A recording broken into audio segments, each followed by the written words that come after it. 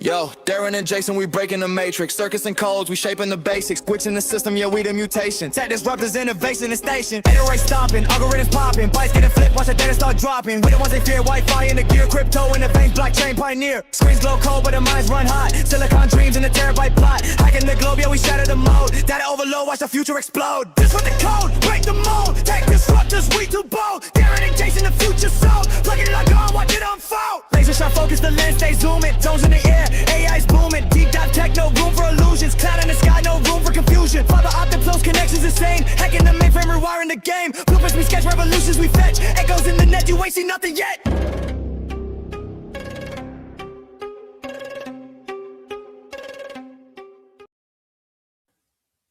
Hello, everybody, and welcome to the Tech Disruptors podcast. My name is Darren. This lovely gentleman is... My name is Jason.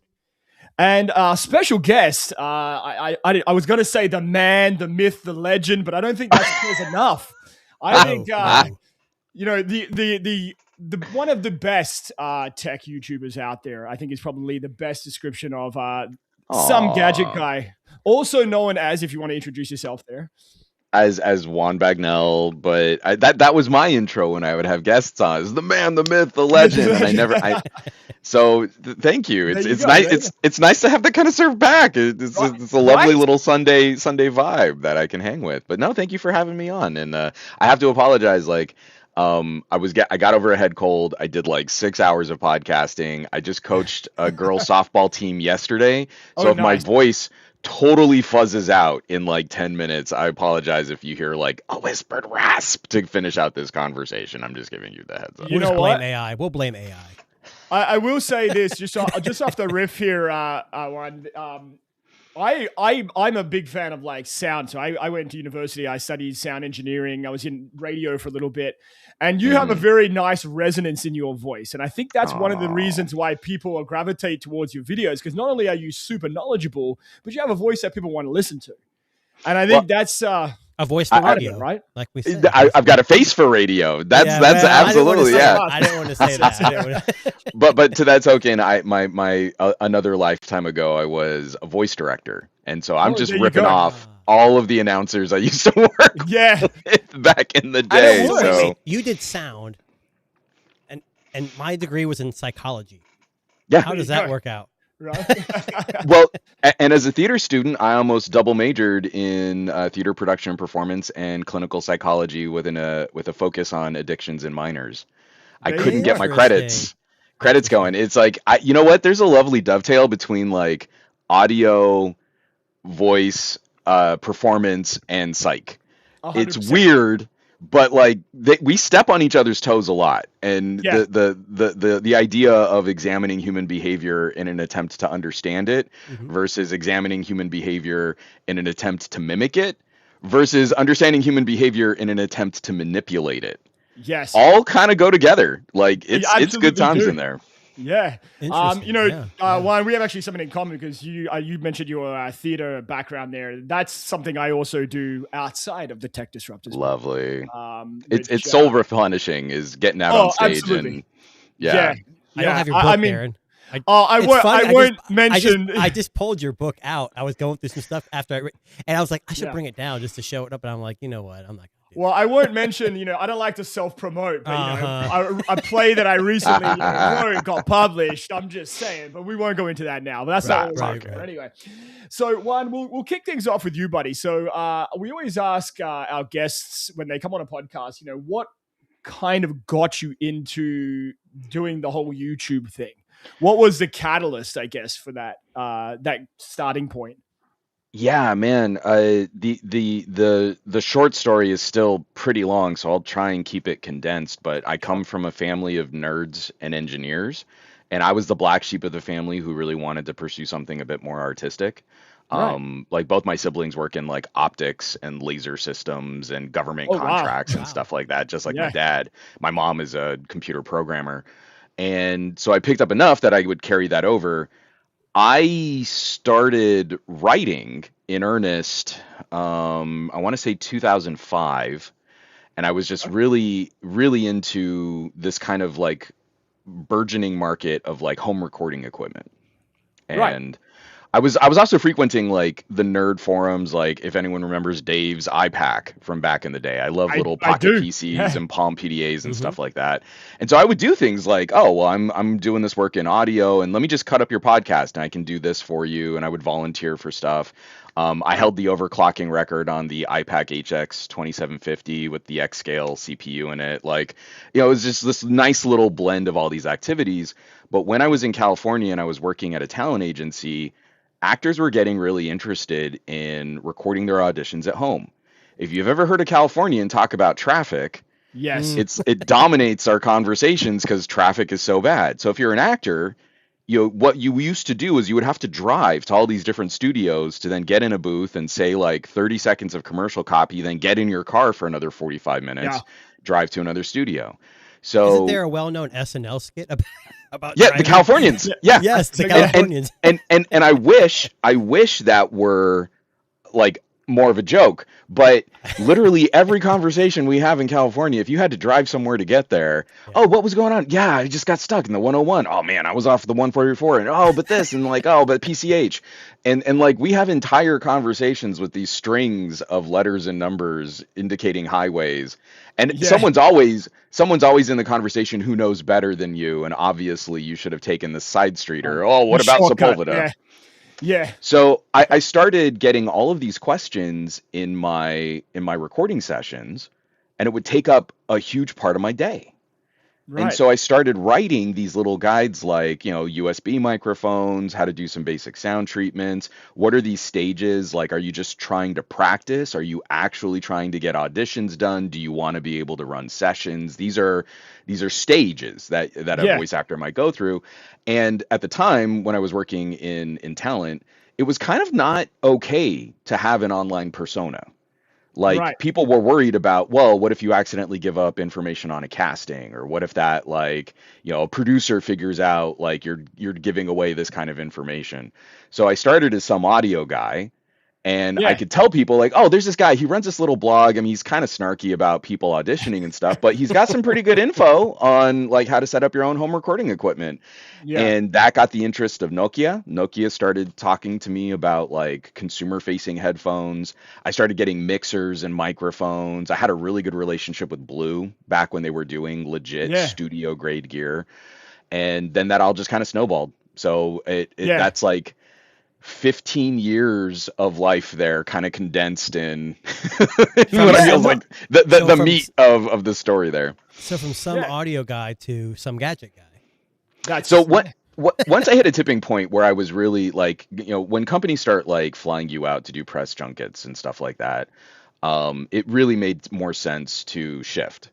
And I realized like, man, I'm not really doing well with two different audiences. People who are like interested in the PDAs and smartphones and nerdy stuff that I'm into don't care about me really trying to highlight the specificities of the vocal range on this condenser microphone. Like that, I'm not. Those people don't. Yeah. There's no Venn diagram overlap there. Yeah. So some audio guy kind of faded into the background because I feel like we do this a lot, and I'm worried that some gadget guy is kind of hitting some of this ire too, where we have to keep repackaging the basics.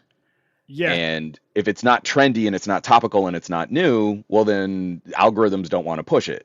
But if it's still the same information that would have helped someone back in the days of the Galaxy S7, why do I need to make a new video? I can give you this old video and all the information is still relevant.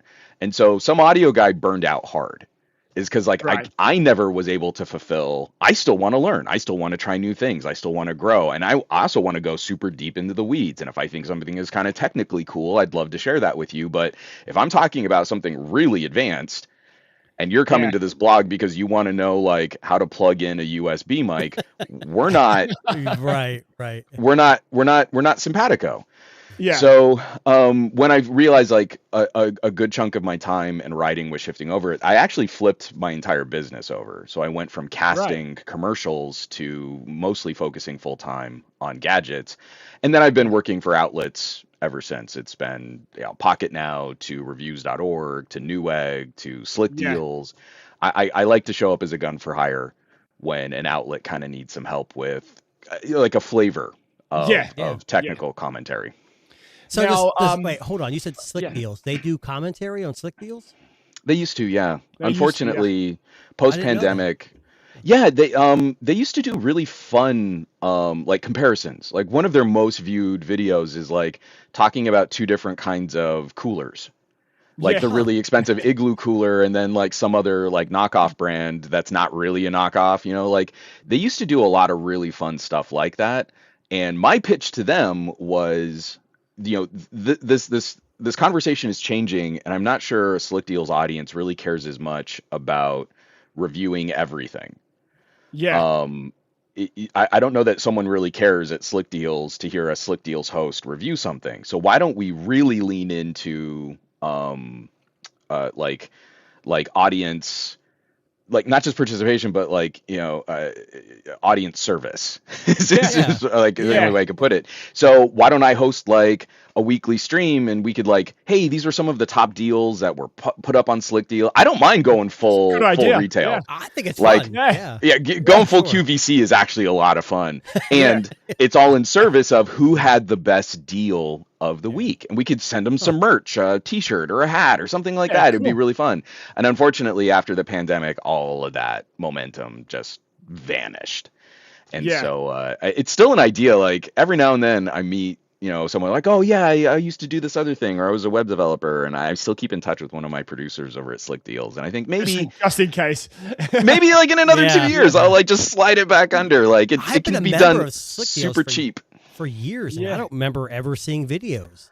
So the Slick Deals algorithms and social site are so antiquated. Their site cannot host video even when it's in proper embed containers. That makes sense. So there was this massive disconnect. We're producing all this stuff on YouTube that does not reach Slick Deal's core audience. Right. And my argument was like, well, we can use more modern social media and YouTube and video to bring people to the traditional Slick Deals website. Like, if there's no way to track that well, but I think we can see trends over time. I think we can get some good data on that, and put me on a set and make me go full QVC. Like, flipping, let's go. I don't mind selling stuff when my job is clear. That we're going to sell some stuff, but it never really materialized in the way that I kind of hoped it would. So you move on, you live, you learn. It kind of reminds me of, you ever heard of VAT19? It's a website, but they actually have a YouTube channel, and they make funny commentary, but in the middle they push their products. And I think it's a very creative way to do it. And that's what it sounds like Slick Deals was trying to do. Maybe not as funny, but interesting.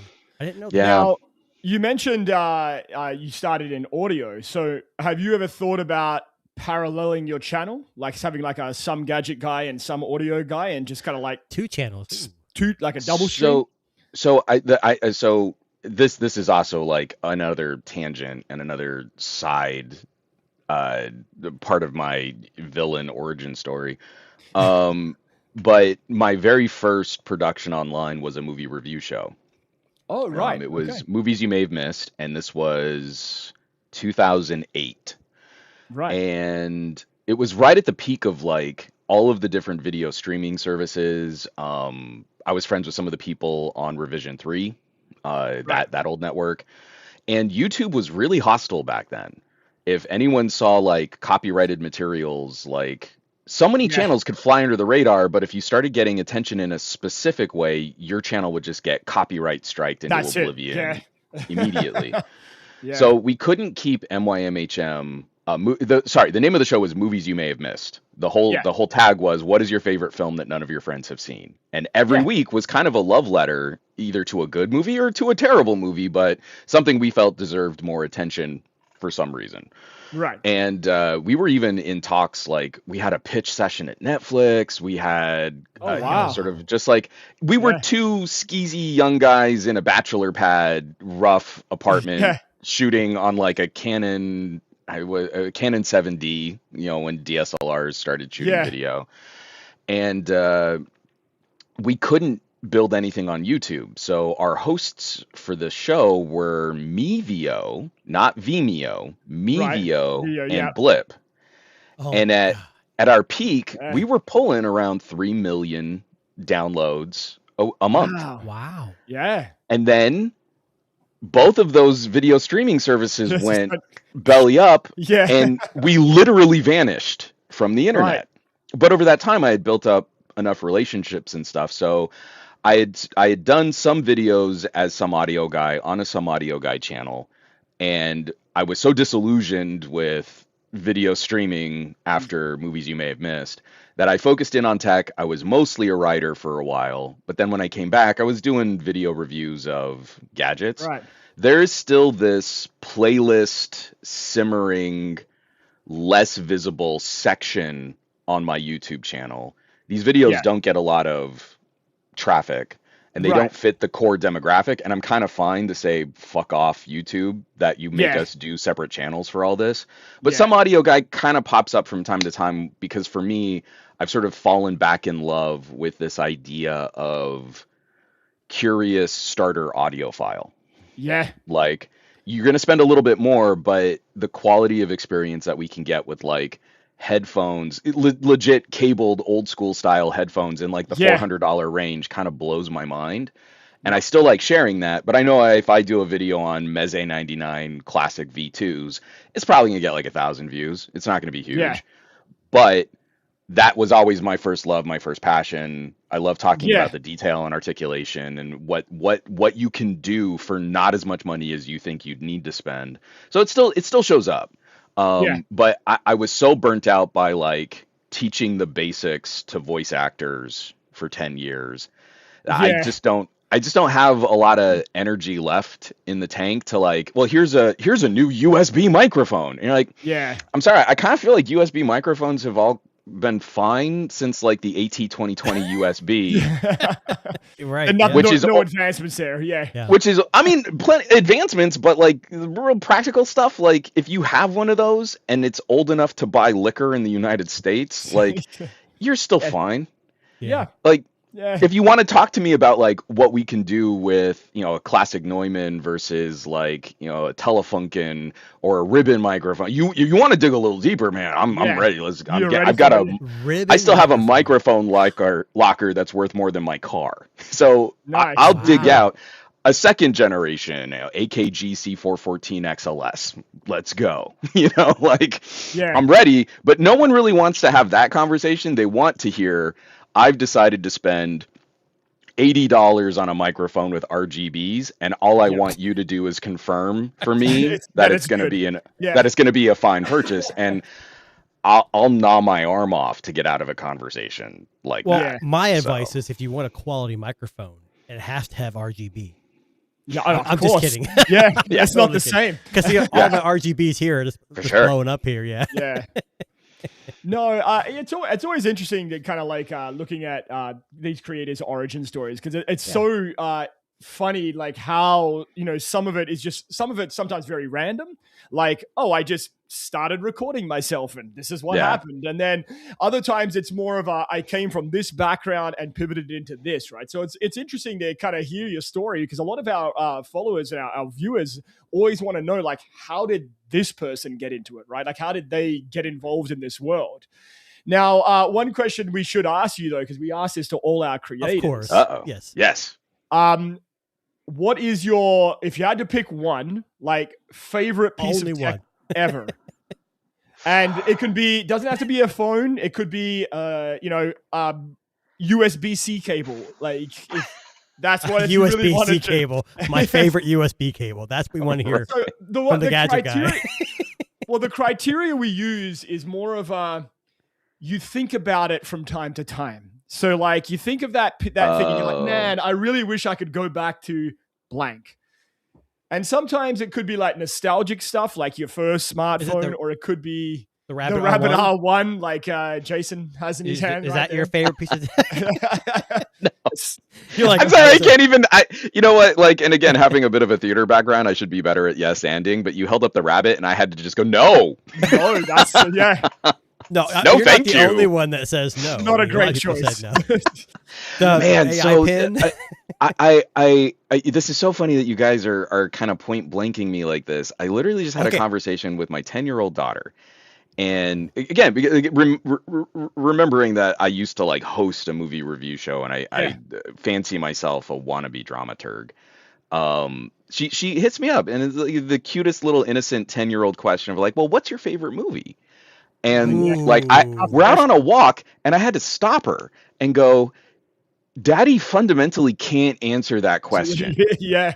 There is no answer to that question. No, you asking me this is causing a level of anxiety that I would ever that I would ever have to try and detail the answer to that question. So you asking that immediately. So this is totally knee jerk, and it's not like we want. The one I feel recently, not across all time, not like this was instrumental in me coming. Like I would say the 8088 XT computer DOS that we had growing up with. DOS. Oh yeah. Put me on a path. But most recently, I would need to point to a phone like the LG G8, because the LG G8 was like our last chance to have a phone that had all the features. Yes. Yeah. And anyone who wants, and to a lesser degree, Samsung had an okay rejoinder in the Galaxy S10, but the LG G8 specifically was panned because it had all the features. Yeah. We actively took a step in criticizing it and calling it a master of none. Yeah. And ignoring all of the things that it was the best at. Yeah. And we chose a path where we started removing features from phones. The LG G8 was the fork in the road. The modular one, right? Was it No. No. LG G8 was totally flush rear camera, 4K 60 with software stabilization. Had a second screen. No. With the case? No, that was before. The LG G8S had the second stream. Yeah. Oh, okay. And that was also an LG V50 variant in some countries. Yeah, right. But just the regular LG G8. And the reason why I picked the regular non-double screen was because it still had the high-resolution display, the 1440p display. It had the quad DAC, still had a memory card slot, so you could put a ton of FLAC files on your phone, listen to them with super high-quality headphones, and replace a standalone digital audio player. And every single reviewer who was a hack made fun of the gesture controls. Yes. Because it had that floating gesture control. Yeah. If anyone ever made fun of those, they're a fucking idiot. Yeah. Because what the LG G8 had was biometric fingerprint security and true Z camera depth secure face unlock. You're right. Which we still really don't have. It was this phone and a Huawei. So anyone who says, man, wouldn't it be great if I had Face ID and Touch ID? Well, that was the LG G8. And if you listen to chuckle fucks who were like, oh, but the gestures, it's such a gimmick. Well, LG just did something else fun with the Z camera. That wasn't the main purpose of the Z camera, you blithering idiot. Yeah, 100%. And from that phone, we let dipshit influencers guide us on a path where it was okay to keep taking features off of phones. And the LG G8 was the fork in the road. It had almost everything to use, and it also had things like you could plug it in. It had a desktop mode. It had LG Screen Plus. You could use it like a computer. It wasn't as good as DeX, but it was still way more functional than almost anything we've got today, minus DeX. Like, we gave up so much. So I have to hold up this phone as a high watermark because it was our last chance. Well, it's unfortunate because LG they had the Curve, the Flex. I mean, they had all these. Yeah, they had some fun experiments. And we lost a lot of that. You know, now we have in America, or at least in the U.S., North America, we've got. He's got something he wants to show. Oh, there. Yes. Oh, yeah, the wing. Yeah. You know, and I had the Flex. Now that was when Snapdragon had the 808 and it was burning them. 800. But I love the Qualcomm never received the market correction they deserved for ruining almost every Android manufacturer out there. It tanked HTC, it tanked the Nexus, it tanked LG. Yep. That was Qualcomm's bad. Yeah. The only reason Samsung survived it was because they had their own bespoke silicon that they could put in for a generation while Qualcomm sorted their shit out. It's so disappointing because techies are still the ones in my comments, because average consumers don't come to my channel. I don't court that kind of love tech. Yeah, but you have a way on your channel of like explaining things, like the OnePlus 15. I don't know if I believe it was yours. People were like complaining about, oh, they downgrade the cameras, but the summary I got from your video was like, okay, but it's still a great piece of hardware. It's still got great cameras, and the average user is going to love these cameras. It's those tech people that aren't going to like it. And to me, it was yet another opportunity where I had to point out dipshit tech reviewers. If you care now that the OnePlus 15 has the cameras it has, it always should have mattered that the iPhone numbered non-pros and the Galaxy S Pluses had inferior cameras. Yeah. Yeah. So be less consistent in your criticism.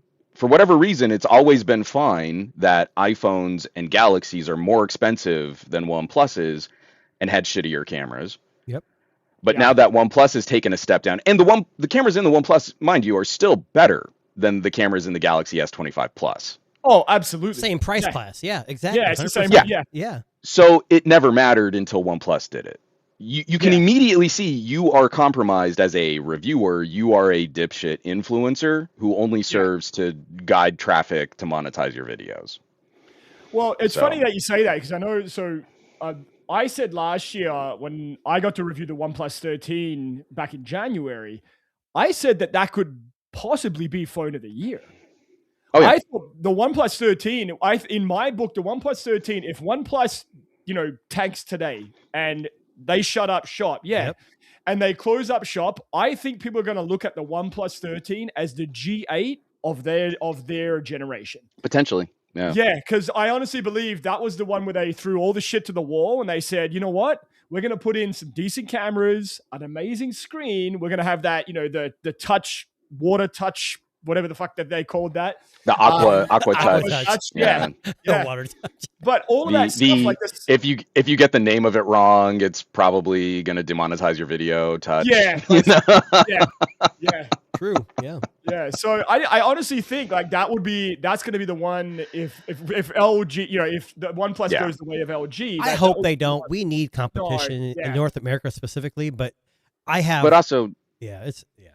Oh no, I'm sorry. Please continue. No, I was just going to say, we've talked about this before. Like I work in an area where it's like, it's a general public, and I say, hey, I had a Nubia. What the hell is Nubia? Hey, what's one? No one knows OnePlus. No one knows these companies. Yeah. They're sold here, but like Red Magic, no one knows who that is. They only know Apple, Samsung, and maybe Google and Motorola, but mostly Samsung and that's it. And Apple. Yeah, and Apple. So we're seeing some progress. Like a lot of the parents at my daughter's school are rocking Pixels, and through no like other influence than just the insane amount of marketing that Google has done. If you spend $1 billion a year on branding, you can start chipping away at some market share. My mom has been a long time OnePlus fan, so she rocked a OnePlus 6T until like the end of last year, I want to say.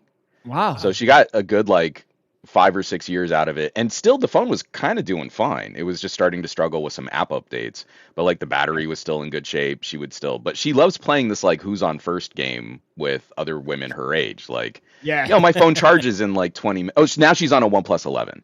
So my phone will charge in like 20 minutes, and that's like 2 days of use for me. Oh, well, what kind of phone is that? And you're like, oh, it's a OnePlus. Oh, is that like a Samsung? It's like a Samsung, but it's a OnePlus. Oh, is that a Google phone? It runs Google software, but it's a OnePlus.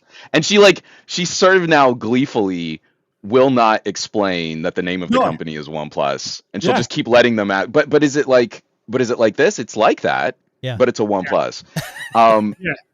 But to me, it's like. So you bring up a phone like the OnePlus 13, and I feel like the OnePlus 13 is now garnering some of the respect in those conversations. Yes. Simply because the OnePlus 15, well, that's a downgrade.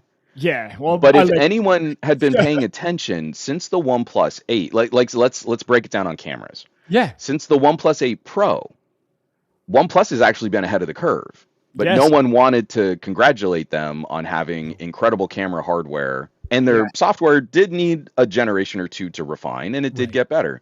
But like the OnePlus 9 was a high watermark. The OnePlus 9 Pro had the 1/1.43 inch type sensor, had a great telephoto sensor, had one of the largest ultra wides that we've ever put into a phone, was one of the first phones to usher in 4K 120 video recording. So it wasn't just like super slow motion. You could turn 4K video into speed ramped slow motion or have it play in real time, super sleek, super smooth. The OnePlus 9 Pro was incredible against iPhone Pros and Galaxy Galaxy S's, but well, you know, OnePluses, they always have mediocre cameras, and you're like, they haven't had a mediocre camera since the OnePlus 6. Yeah, that's just the farting of influencer commentary, and now we're looking back and saying like, oh, the OnePlus 12 and the OnePlus 13 were actually kind of amazing. Like, it would have been nice if you tech savvy individuals had maybe acknowledged that for your audiences back when those phones were new, because people who used them knew. Yeah. And we got all the other benefits. Like, every time I put a OnePlus in someone's hands, it's, wow, this thing gets ridiculous battery life, and it charges in like 10 minutes. Yeah. Where has this been all my life? Yeah, but there's one small problem. It's not on DxO. No. I had to say it. Yeah. We have a theory. We have a theory. The Trump phone has not come out yet, but we think they're going to invest heavily into DxO, so the Trump phone hits number 1. Oh, and I mean pay. Wow. Honestly, that is so cynical. It's gotta happen. Yeah. It's conspiracy. I'm sorry. I love it. Okay, I do have to ask a question though before Darren goes. Okay. And we talked about the biggest tech. I always ask this. Now I have a YouTube channel. It's tiny. It's not big at all, but I like mobile. She said. Yeah, that's what she said. I have. Anyways, it's average. Okay, no. So I'm a mobile guy. I currently rocking the Honor Air, and then nice. a Pixel 10 Pro Fold. But what is your daily driver? Good question. Oh yeah. So this year I actually simplified a lot. I like to do the year beginning wraps with like Android Basha. But what I would usually do is stick with a Xiaomi or a Vivo as kind of a production platform. Yeah. I mean, obviously, I would still put on a lot of my own social media, but they really have become these devices where I can count on them to not only shoot but also edit video out in the field. Oh yeah. Like I went to CES and I mostly only shot shorts, but that was the perfect strategy where I never was really carting video back to my laptop in my hotel room. It would be like, oh, I shot this little thing in front of this smart glasses thing, snip, snip, snip, upload. Yeah. Right. So it used to be like I would split that up and I would normally live in a OnePlus for my personal SIM and my communication, and then I'd have a Vivo or a Xiaomi for production. Right. This year, because of the camera downgrades on the OnePlus 15, I had a choice. Like, I could stick with the 13. That was really good, but maybe I just need to give this a shot. And I put my personal SIM card in the Vivo X300 Pro.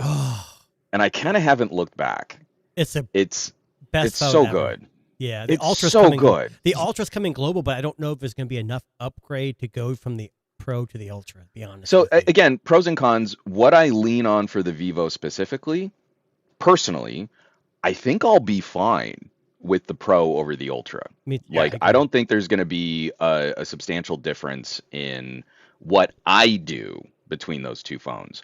What the Ultra will bring to photographers who take more photos of other people, that would make a bigger difference, you know, but I'm unfortunately stuck with my face when I'm editing. And so like, I'm fine with the Pro over the Ultra.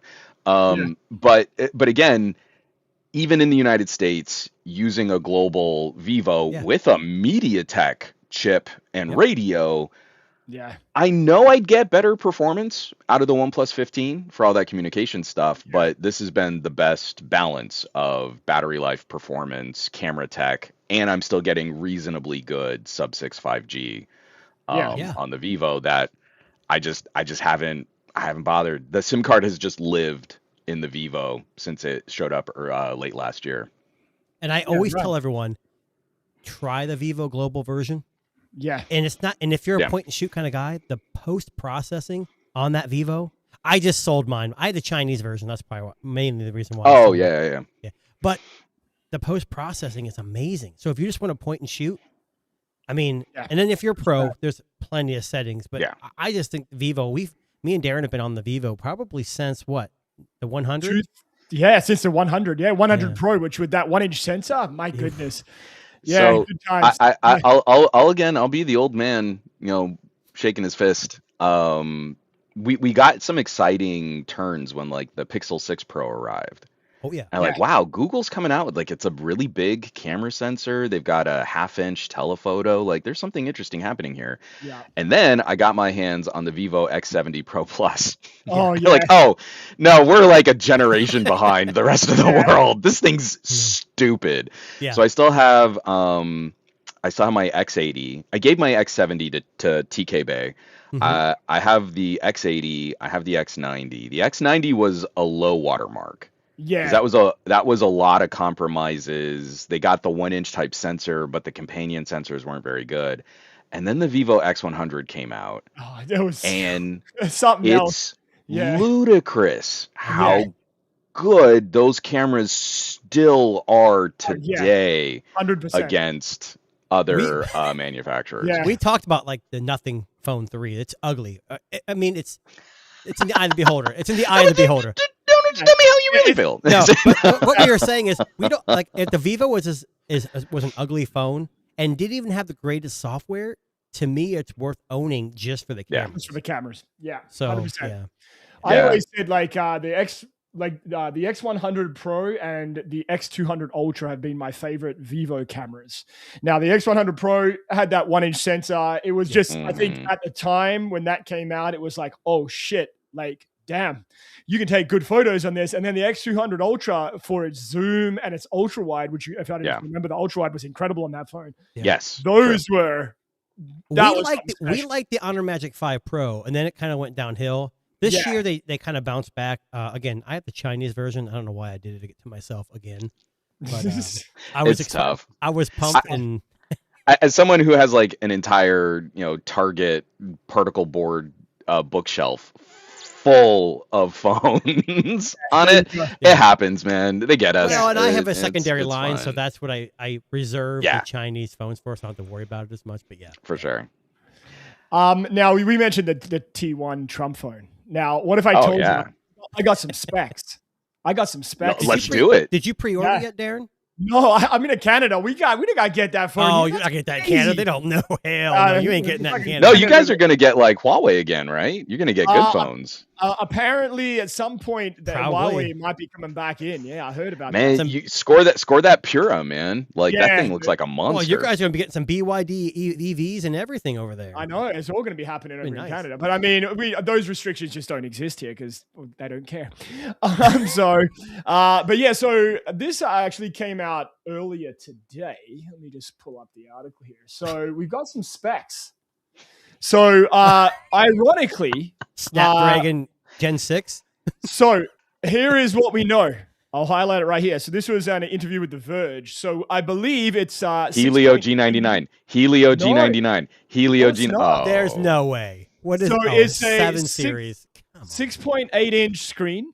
Qualcomm Snapdragon 7 series, 512 gigabytes of built-in storage, 5,000 milliamp battery, selfie camera and main rear shooter that are both 50 megapixel lenses. Now it's going to be a singular lens. I have for $500, and they want $500 for it.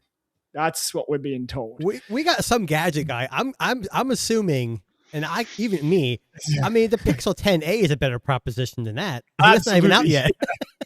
At 500, I mean, I'd even say gold. like it's gold though. It's true. It's gold. It must be. I was gonna say it must be real gold, right? Well, don't you know the Escobar phone? It's such a scam. It's the same thing. Oh my god! It's the Escobar generation. I swear. Can I just sidetrack on that for just a second too? Like, and how often my hobby just lets us down, and so many influencers just chucklehead. Oh, it's just so funny. It's the Pablo Escobar phone, and you're like, it wasn't that long ago when like people in my general demographics were really getting hurt by that family, and to sit there and make it like, oh, her. And like and we're techies and we're nerds, so yes, we need to viciously mock this 100%. bullshit Yes. branding exercise of a Trump phone. But it's also like I'm not coming at this with any kind of joviality. Like I'm fucking me either. Yeah, this is stupid. About 100%. how and how much of a grift this is. And I know it's only going to hurt people that I probably disagree with politically, but at the same time, like that's not what I'm trying to be about. I don't think people should be hurt by grifters. There should be regulations that prevent this kind of bullshit. Yeah. But you're looking at that like it's just branding. That's what passes for the bulk of consumer education is marketing, because like a OnePlus 13R would wreck this thing. Yeah, a 15R. How much is the 15R? I don't even know how much the 15R is. Exactly. Like honestly, but again, we want to say like keep it close, keep it to around that 500. You mentioned the Pixel A.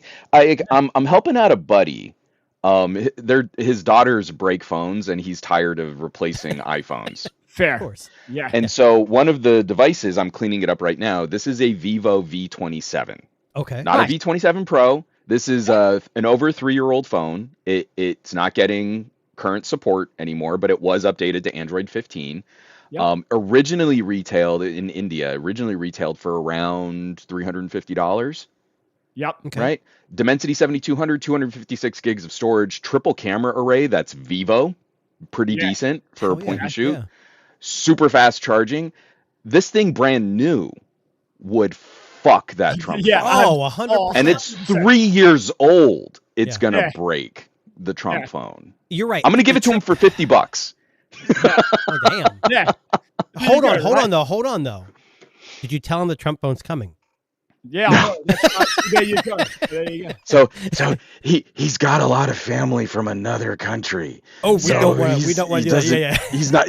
It wouldn't help him to flash a Trump phone. Let me throw this at you as some audio guy. Let's say the Trump phone has a DAC built in, then you got to buy it, right?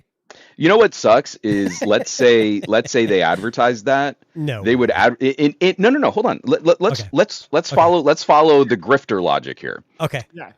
They would advertise it's got a DAC. Yeah. Anything with a headphone jack has a DAC. True. That just means digital to analog conversion. Yeah, a hi-fi DAC. Yeah. Let me rephrase that. Yeah. Maybe okay. Oh no. Now you're moving the goalposts. Now you're changing. Yeah, I have a question. If you found out, Juan, that the Trump phone was a rebranded LG G8, would you buy it? In gold with an American flag on the back. No, I couldn't. I couldn't. Again, for the same reason, because the Pablo Escobar phone was just a rebranded Galaxy. Exactly. It was? The phone. It started as a what was it? Royale. Oh, that's right. Royale. That was the first one. Then they started using Samsungs. And then the Escobar was basically a shipment of Galaxy Folds that fell off the back of a truck somewhere. Yeah. Oh, they fell off. And again, the only reason for that product to exist is to popularize the brand, and the brand was built on hurting people. Oh, so 100%. I can't. But the nerve, I'm not trying to make, I don't want to call any creators out, but like certain creators got that phone and talked it up. Now, a couple of them said, look, this is kind of fishy. Yeah. Something's not right. But the fact that people put their money down and got nothing, I mean, they got swindled. And I don't know if it's because of the media blitz from creators. I don't know, but it's again, I mean, we all want to sit back and say like, well, we're commentators, we're influencers, we're not even really journalists, but you know, at some point you do have to acknowledge like no one would have known about this thing if a bunch of YouTubers hadn't made money making videos on it. True. That's exactly right. Yeah. And we did show the commercial. I mean, a bunch of girls in lingerie burning a phone and hitting things with a hammer. I mean, I think we showed that last week, didn't we? We probably did. We probably did.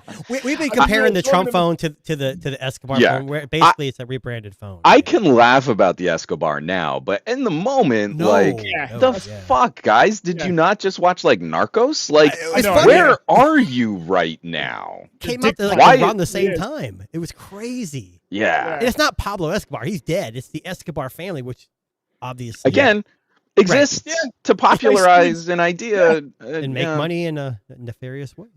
I actually hope that they come out with a Trump phone competitor, the Escobar family. I want them to come out with a silver one or something, and fucking, same phone, just a different, bronze, fucking just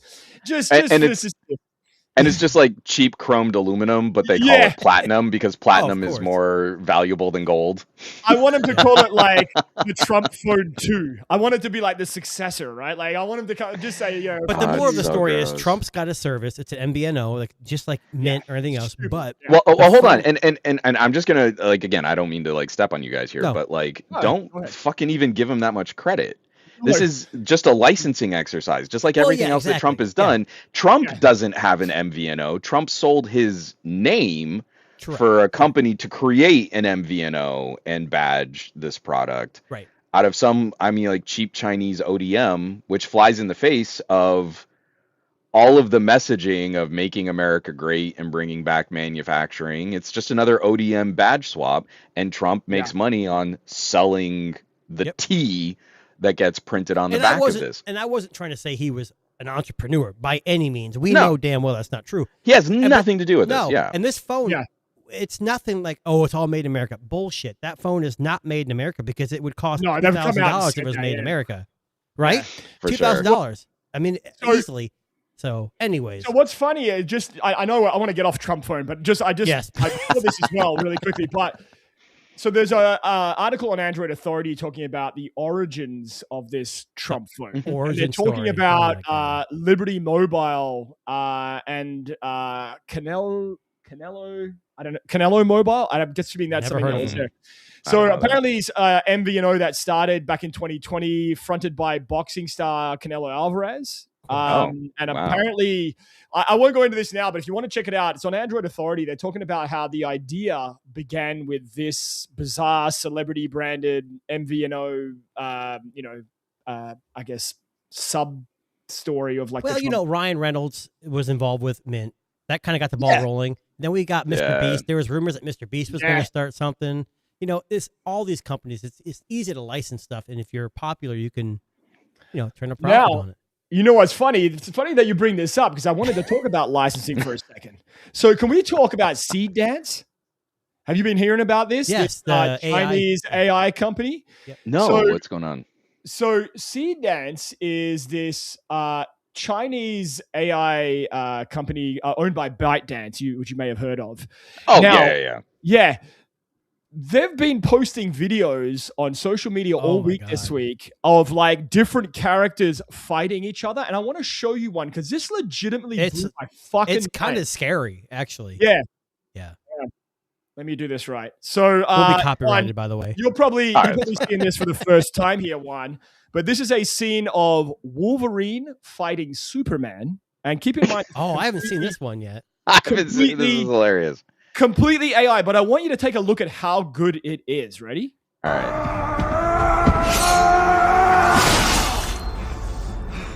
That is crazy. Enough. Like, isn't that there was one with crazy? What's the guy from Mission Impossible? Oh my god! I saw the one Tom. So I caught this on Dig. Someone had posted the video of Tom Cruise versus. I've got it right here. Not who was it? Brad Pitt. Brad Pitt. Yeah. It's kind of scary. Yes. Okay, so I have seen this. I didn't know that was Jeffrey Epstein, you animal! Jeffrey Epstein. He was a good man. Whoa! Too much about our Russia right? With the voice? He had to die, and now you die too. Dang. Jesus. Now, obviously, it's only like, 10, 15 seconds long? It is. Sure. They're like about 15 to 30 seconds on average. These ByteDance, didn't they just sell TikTok finally? They've got plenty of money to invest. They got So you know what? Well, you can say plenty of money, but AI eats those billions pretty quick. It burns a lot. Someone made a comment to me the other day. It's like every time someone does a banana, a tree burns. Yeah. Yeah. Seriously. Yeah. But anyway, it's not funny. But, Disney has given them their props for their quality of their videos and has given them a cease and desist letter saying, please stop using our characters in your AI bullshit. apparently, as the story goes, that ByteDance essentially just trained their AI models on all of these movies without permission. Obviously, if and you can obviously, generate that kind of content. And it's just funny to me because like Disney thinks that the old rules that have benefited them in copyright for the last century are going to apply. Nope. We licensed all of our characters to OpenAI and we gave them $1 billion. Yes, we did. Mm-hmm. Not to point out that OpenAI is currently $14 billion in the red in the first month of 2026, and they're raising another $100 billion seed fund for a valuation of like $800 billion. Disney is acting like that investment in OpenAI and the licensing is going to be respected. Like, it's not the same. It's not those rules just don't apply anymore. Yeah. So I mean, I understand. Like for me, like we've talked a lot about AI on this channel, and I think it's impressive to see. Because I think at some point, and we've had this conversation, Jason, you and I before, at some point, these actors that we love are going to get too fucking old. And I always use the example of like Harrison Ford. I love Harrison Ford. He's one of my favorite actors. He's in his 90s now, right? Like late 80s, early 90s. Like we're never going to see him be, like the Indiana Jones that we know.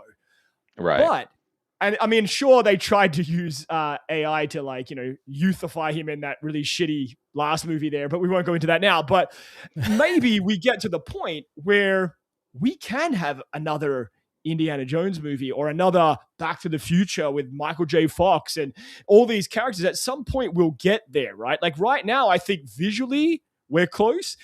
The audio, I think it still needs a little bit of work when it comes to that. It's also like these actors can like sell their likeness and make money off it too. Yeah. And the family can benefit later on. Going back to movies though, Juan, what's your favorite movie? I'm just kidding. Oh no.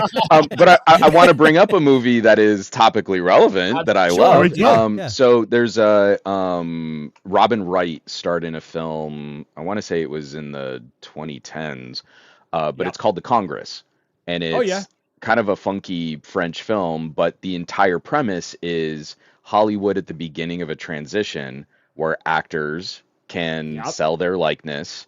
And the pitch, Harvey Keitel comes in with this pitch, just like he plays her agent, just like, these are all the things I love about you, Robin Wright. And then a studio exec comes in and says, hey, you never have to get old. If we want to see the girl from Princess Bride in a new movie, we can do that.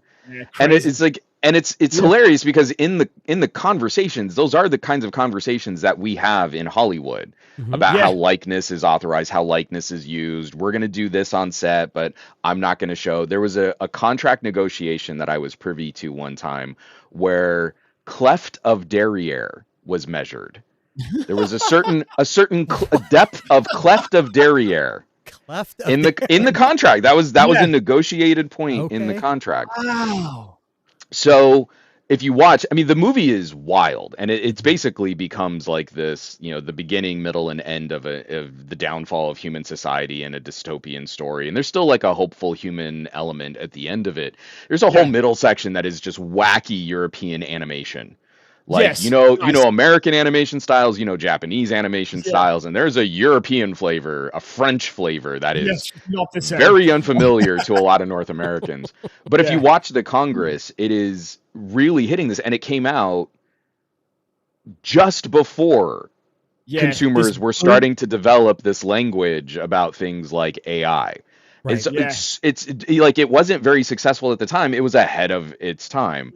And it gives you a feeling on how bad this all could get. My big problem is I don't want to see Tom Cruise in every movie. Yeah. No, I don't know. There's a reason why. No, but I mean, like, I'm not the biggest fan of Tom Cruise as a man, but there's something that he does for film that I respect. Correct. But part of the reason that I respect it is that I also know his involvement in movies is a fleeting period. Yeah, exactly. Of the entire thing. 100%. And it makes it special. It's sad, but it makes it special when, like, I'm never really going to get an earnest James Earl Jones performance ever again. Exactly. Yeah. I was really close with James Avery. He played Uncle Phil in The Fresh Prince of Bel-Air. He was the voice of Shredder in the animated Teenage Mutant Ninja Turtles. Yeah, that's right. Yeah.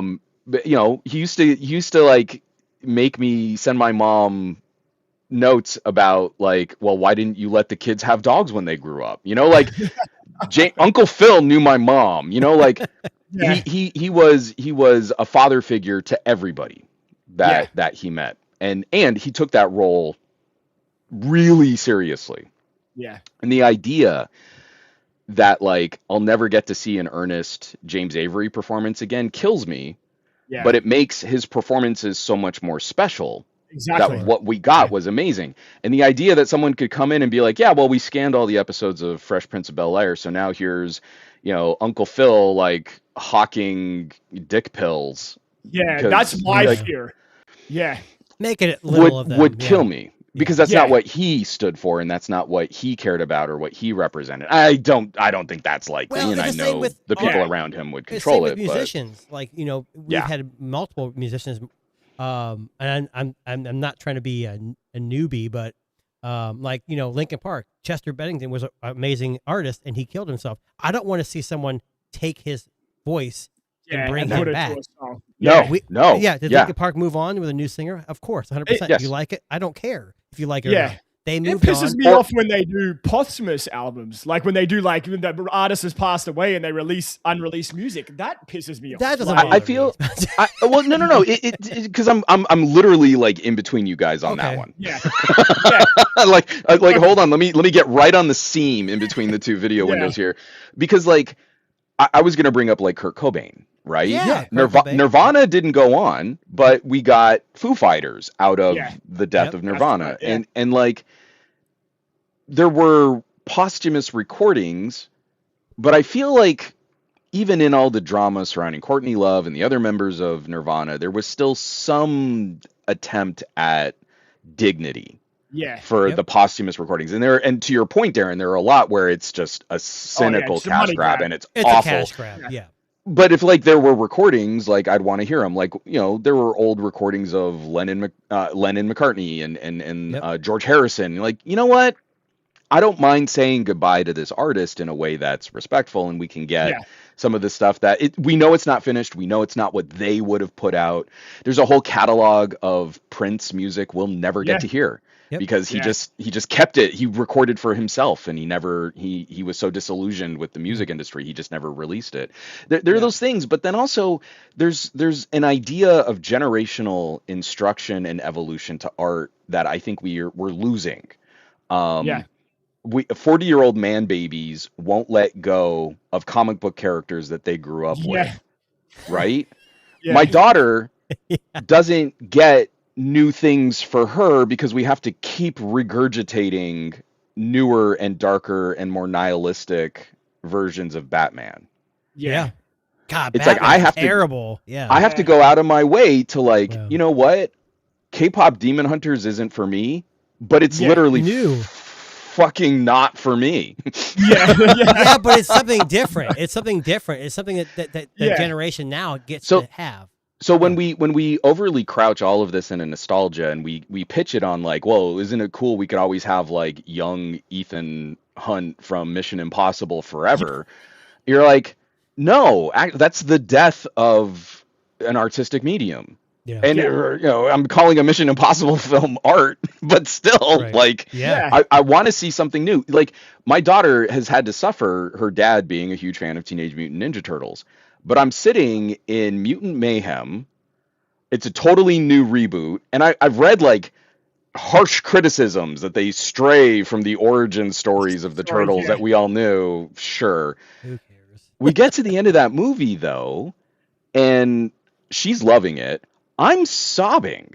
Because in this reboot, in this new story, they did something different with the Turtles that I had never seen ever before. And giving them a happy ending. And I realized, like, up to that point, and with every further darker generation of the Turtles, it's just been about taking more away from these kids. They're supposed to be teenagers. The kids lose more every generation. It's darker every generation. And this movie went, well, what if we gave them a happy ending, guys? And it broke me.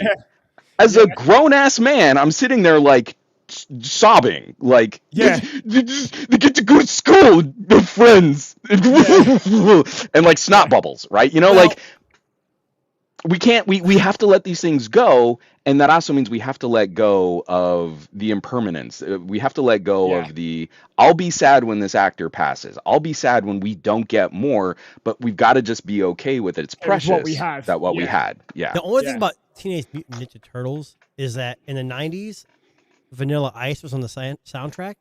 That's For the second one. I want Vanilla Ice back on the soundtrack. No, you don't. Yo, Ninja. Go, Ninja. You don't. You really don't. I know. I mean, I mean, like something broke when Suge Knight dangled him off the balcony of a hotel window. Probably. Like, we don't have the Vanilla Ice that we could have had. I think he became a home decorator or something on. Yeah, he TLC did. He had his own show. Yeah. Some renovations or So- something like that. Yeah. Ice renovations.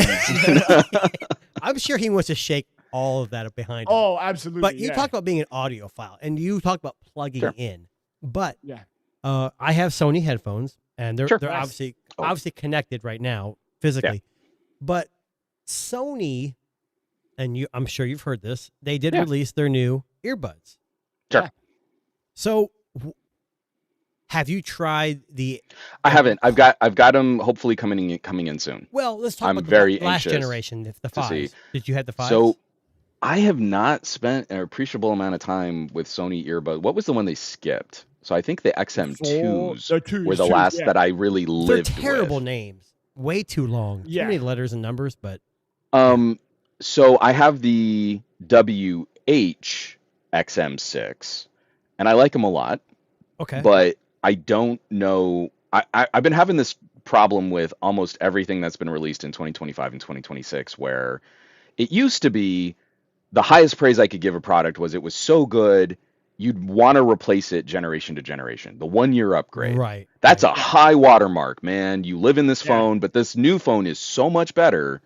For me, I don't know that I've really captured that since we went from the Galaxy S22 to the Galaxy S23. Yeah, the year of Samsung chips was so bad that you would want to flip your S22 to get an S23. And similarly in iPhone land, the iPhone 12 I thought was the iPhone 12 Pros were such garbage in their first year of 5G. You'd want to flip to an iPhone 13. Yeah. Literally just for the battery life improvements. Yeah. So sorry, rambling. The XM6 I like a lot, but I also have the XM4s. And I skipped the XM5s because I wanted a collapsible, portable headset. Okay. And the XM5s weren't that. So I kind of felt like Sony lost part of what made their Bluetooth headphone practical. Special? Yeah, practical. Sure. Yeah. I mean, not even special, but just like, I've got this thing and I want to shove it in a backpack. And if it can't collapse, I can't shove it in a backpack. Exactly. Right. Yeah.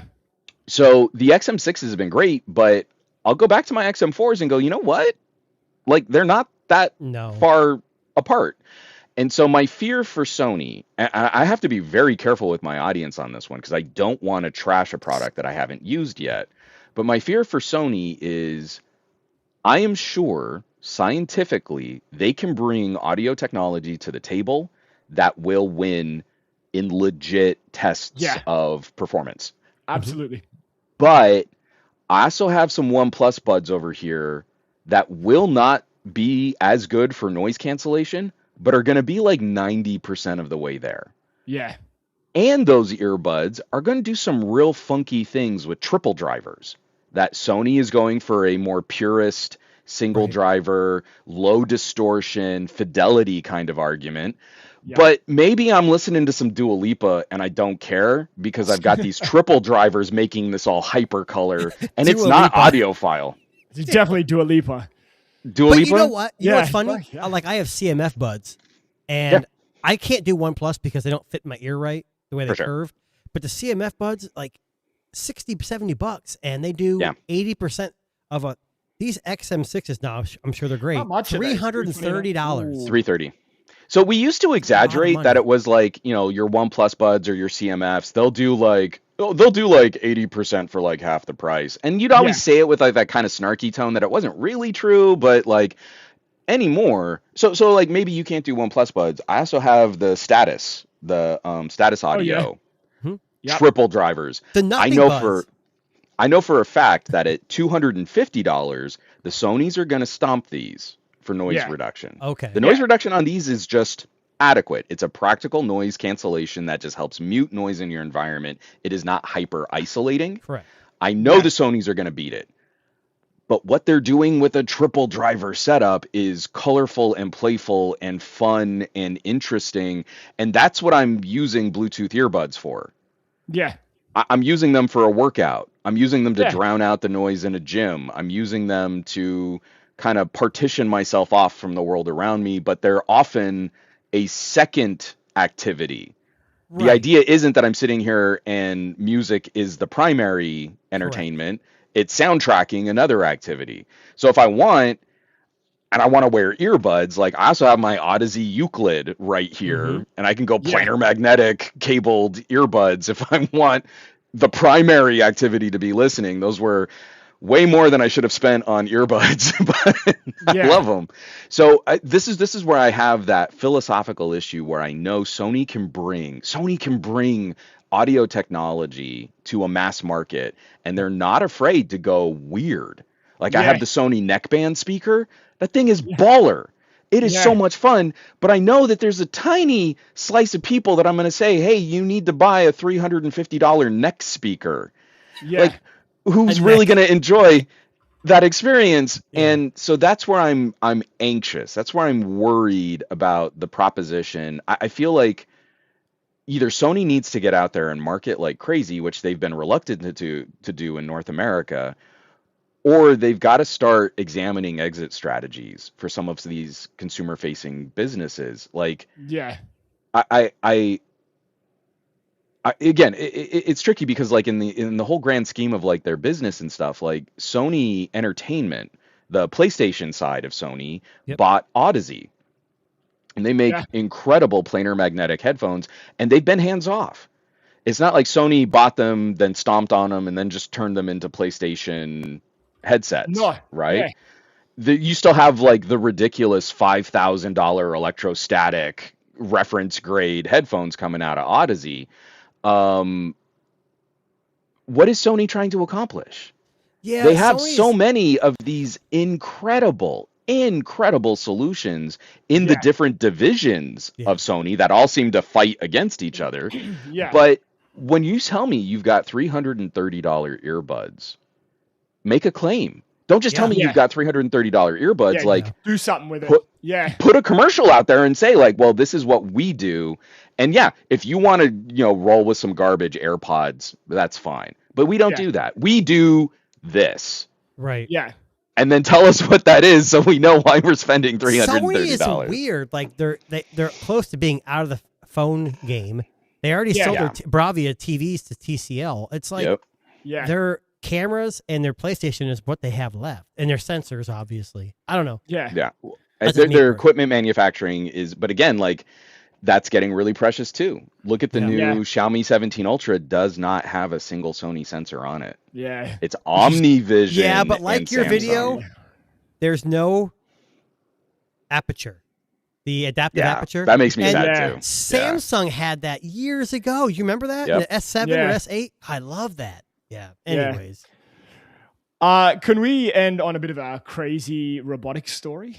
I think we have to. Possible, yeah. Don't we? So we talk a lot about robotics. We've been following, and I got a couple here just to show you. And I just want to kind of start with Boston Dynamics, because you may or may not have seen this one today. Boston Dynamics robot. But this is not the story I'm referring to, but I just want to show you the Atlas doing a crazy fucking backflip here. So if you watch this one right here. I can't even do a backflip. In slow motion. Oh, that's so pretty. Hurts my knees. That landing is like human feet can't do that without shattering. Yeah, like that's an Olympic level kind of thing. But now let me ask you a quick question, just to kind of think it. So you've seen these robotic AI things floating around everywhere. Yeah. What would be the worst thing you could add or put in the hand of one of these robots?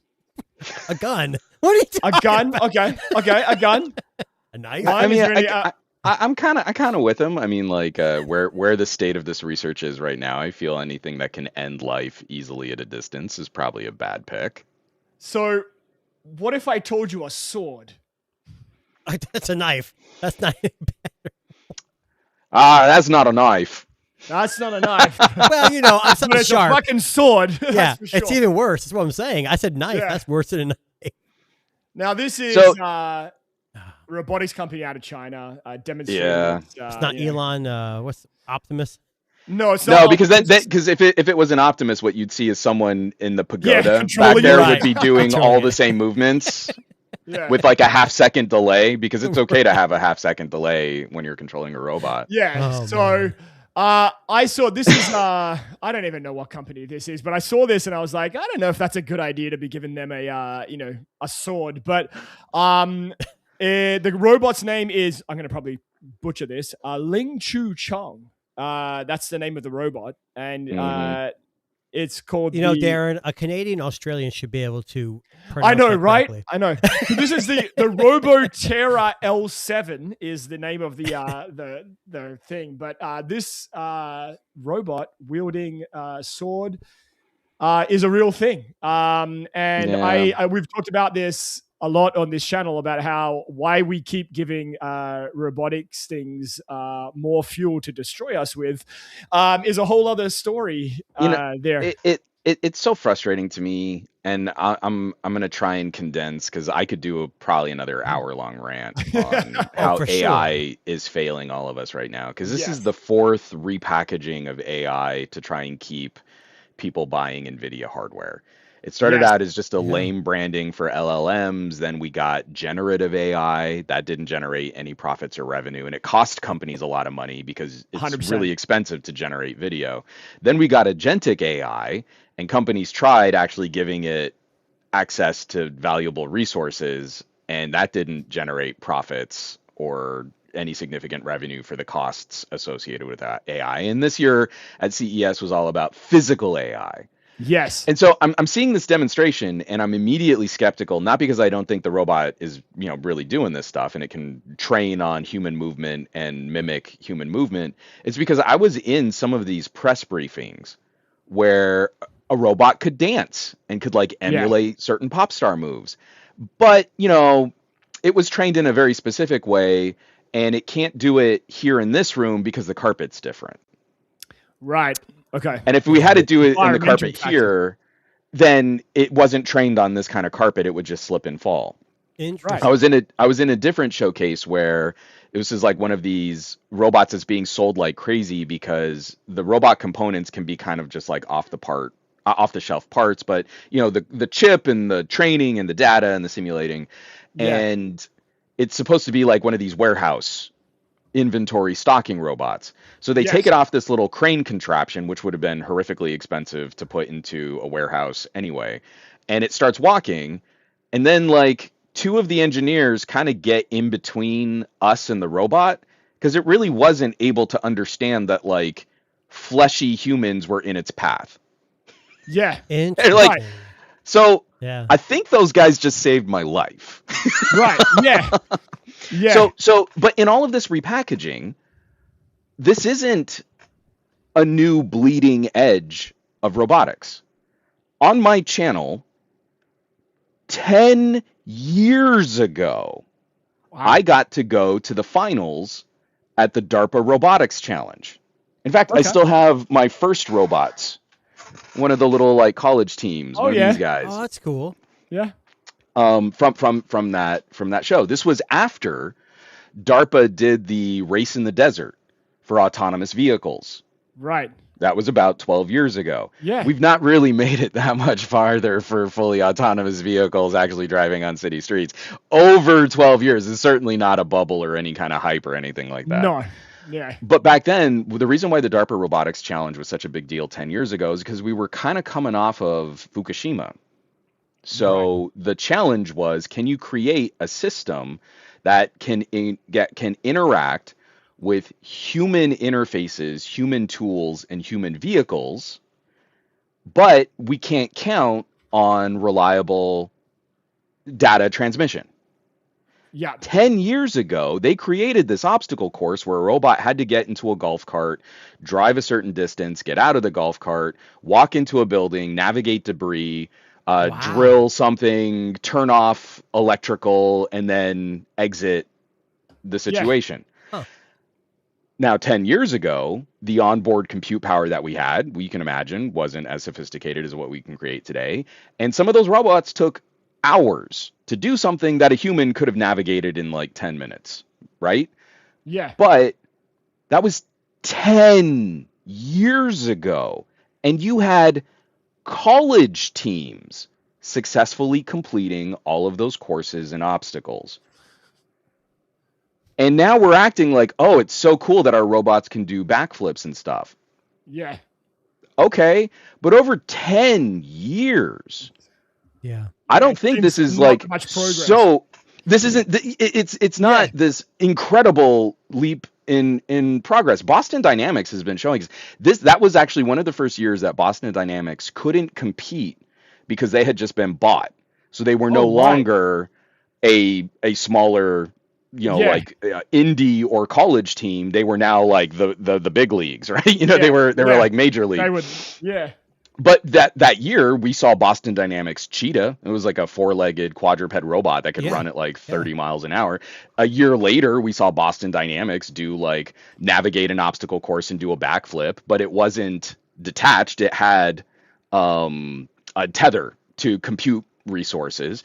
But like, we're still trying to resell people on things that are just the natural state of evolution for a technology, but trying to, but isn't this so amazing? And you're like, don't get me wrong. It is really cool, the athleticism that we can see in an autonomous robot now. But one, can it do it on a different surface? Is it really aware of its surroundings? You're training it on all this data, but it can't handle a novel situation that the data hasn't seen before. Yeah. And so it's all environmental factors play into this robotic world, right? It's also that Skynet's not going to happen anytime soon. Well, that's exactly right. Yeah.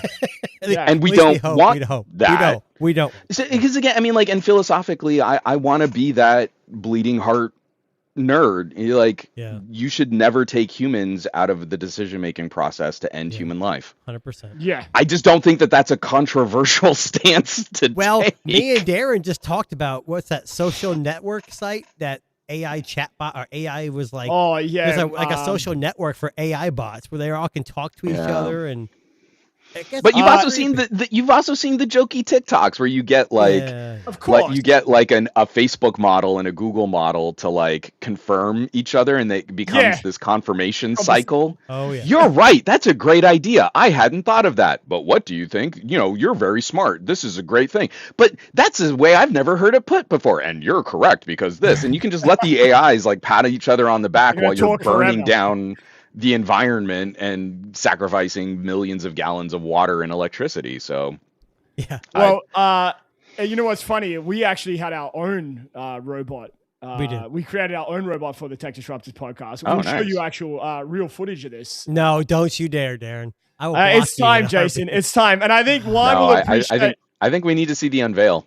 I think it's Juan time. will appreciate this because it's been a while since we've shared this video. I already know what Darren's going to do without even saying anything. Don't mute me, Jason. All right, I'm not going to mute you. All right, hang on a second. Hardest. But this was actually our version of a robot right here. Oh, you'll always guy. You'll always win me over with Mac and Me. It's such a terrible movie. I know. Typically, I block Darren as soon as because I can always pick it up. I usually kick him out of the show. But okay, we're closing up the show, and I'm not going to ask you what your favorite movie is, and Darren, you're going to respond. to this please too. don't. I want to know. So for the people out there, it doesn't matter what generation is. Name a movie that's interesting that maybe people haven't heard of that they should see. Done. Oh, so it's the weekend. So here in the United States, tomorrow's President's Day. I work for my state's government, so we're off. So I'll let Darren go first. Sure. I'll go second, and I'll let Juan kind of think about it a little bit. Yeah. There are so many. Exactly. So that's what I'm saying. It's not your favorite movie. It's something that you think is interesting that people would maybe want to watch. So I'll start. I got it. So there's a movie from 2000. I want to say 2011. A Mike Cahill movie called Origins. Now that movie explores the whole concept of the afterlife and what happens to us after we die. I was just talking to someone about this yesterday. Actually, I would argue that is a movie that everyone should see and no one has seen. There's very few people know about it. Origins? Origins. I have not seen that. One of my favorite movies and maybe one of the best endings in a movie either. Interesting. Yeah.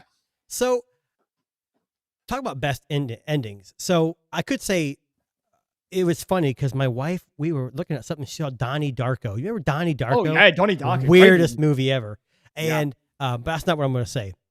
I'm going to say a Denzel Washington movie. Oh, I don't know when it came out. Maybe early 2000s, late 90s. Fallen. Because of the ending. The ending's very good in that film too. We won't give too much away. I don't want to give it away, but yeah, that's what got me so impressed with that movie. I think I had it on DVD. I don't. I have a DVD player still. It's okay. It's all right. Yeah, Fallen. I mean, Donnie Darko is obviously a cult classic, and it's kind of weird with the rabbit mask. But yeah, Fallen is my pick. So if you haven't heard that, so we have Origins. Yes, and Darren. I'm going to say Fallen just because it's a different. good movie. Yeah, good movie. And Juan, we'll leave this final exclamation mark on you. I'm trying to remember the name of this. There was this really funky experimental film that's all done in one continuous take.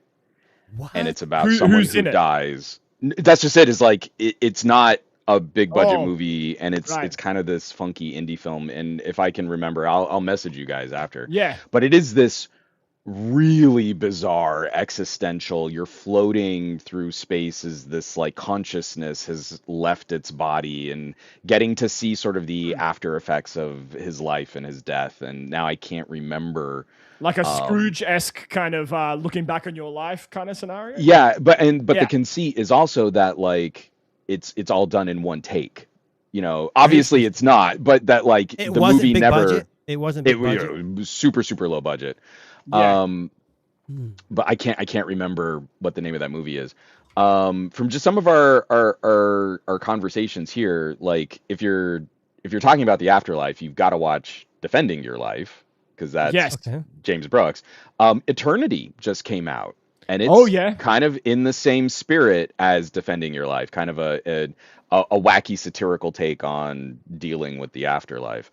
But then just for all of the AI stuff, I like to try and like you can put together your own like robots destroy humanity series. So obviously you can have Matrix as like the end, the dystopian. Classic. Yeah. You can have like some Terminator in there to deal with. But if you wanted the AI Inception story, you should check out Colossus, the Forbin Project, which is old school 1950s era sci-fi. Nice. And it's detailing a government that puts all of its military reaction into a new computer system called Colossus. And Colossus, I'm not spoiling anything here too crazy. 1950s, hopefully not. but again, spoilers. The movie's 70 years old. But that's what we loved about doing the movie review show, is like maybe you just haven't seen this movie because it's hella old. Yeah. Back when we used to say hella. Was this on Science Theater 3000 or what was No. So like it's aged really well. The performances are great. It's stagey in the way that 1950s movies are very presentational. It's not a realistic movie, but part of the conceit is we find out that Russia has also been working on their own computer first strike weapons program, and the computers start talking to each other. Interesting. Nice. So maybe the humans are the problem. If we want to obliterate war, what should we do in 1950? War? Yeah, it's so good. It's so good. It's so interesting to see like old movies kind of like not predict, but kind of foreshadow the issues we have in the future. That's intelligence right there. Yeah. So again, with all of our chatter, whenever I get cranky or critical of AI, it's like we're still kind of talking about the same philosophical and fundamental issues. They're still around, yeah. It we may never be resolved. It's one of those things, and I would love to throw out there as like the thought exercise for any audience that cares about this kind of stuff. For me, I think it says something about a society, and we have never confronted this, but what if we created a facsimile of an entity to be punished and to feel pain? Right. And then you interact with it as an actual person. Yeah. So it doesn't have a soul, if you care about that. Right. It's not necessarily conscious in the way that we treat our own brains as being special. But what does it say about you? And now we can look at like whole trends in like the video game industry. And I feel like we could be using this as a way to say, like, before we do stumble our way into an artificial consciousness, not this bullshit that's being peddled as AI today, but like an actual like emergent new form of thinking, shouldn't we just take a minute? Like just a philosopher's generation of humans to say, like, what does that mean? What should it mean to us? Like, you get a movie like Prometheus, and they completely fail to examine they bring up the question, but they fail to examine it. And the characters don't learn anything, and we're special because we're humans, but I've got an android's head in a bag, and he's not special because we made him. And you're like, well, wait a minute, then why would we be special if the engineers made us? What about Alita Battle Angel? Alita Battle Angel? I mean, come on. But I can't get over the CGIs when you could have just cast Anna Taylor-Joy. No, you could have just cast Anna Taylor-Joy. You didn't need to do any CG. I know. You could just cast her. Point. Yeah, we have a guest on the show. He used to come on, Delvon, and he named his daughter Alita. It was amazing. It's a good movie. Off of the movie? Okay. I don't know, but I'm assuming. But it was a good movie. But yeah, the eyes, like they exaggerated the eyes. But I just mean like. Sure. I feel like there's something when we talk about, the parasocial relationships that people have with ChatGPT. When we talk about like the decision-making process in games that might make you confront dark character motivations and stuff. And we're coming to a point where I think it matters. Like you bring up like a future of robotics, and like, a lot of industries are built on adult situations and adult scenarios, and I'm sure Elon Musk is out there really looking at all the gooners that are going to be using his products. And we need to take a second and just like, well, what do we want this to look like, and what is reasonable, and what does it say about us, how we treat these facsimiles of life?